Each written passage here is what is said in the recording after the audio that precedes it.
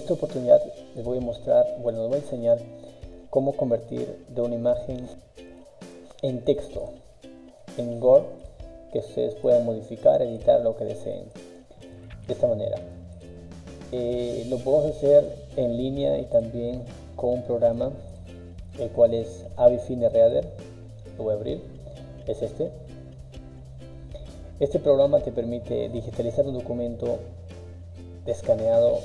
Bueno, en caso que tengas un escáner, lo puedes digitalizar de esta manera. En esta la primera opción, en Microsoft Word, o puedes directamente en PDF o Excel.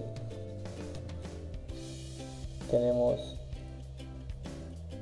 lo más común es esto.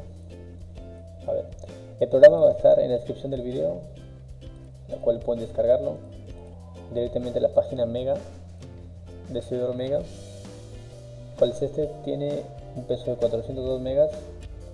Lo descargan, lo instalan. Bueno, en caso lo tengo instalado.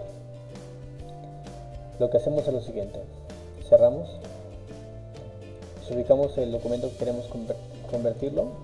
¿Cuál es este? Como pueden ver, este formato JPG. Acá está la extensión JPG.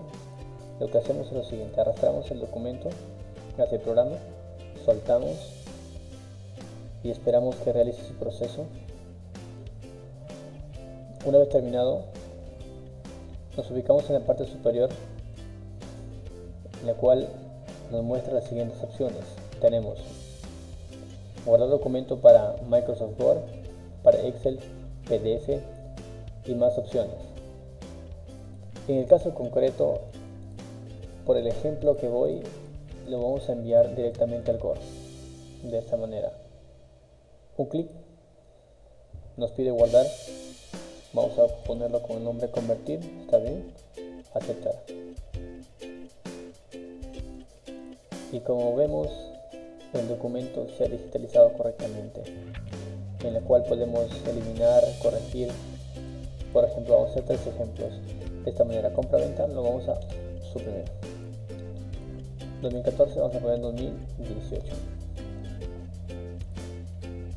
Acá, por ejemplo, hay un pequeño error en la digitación terminativa. Es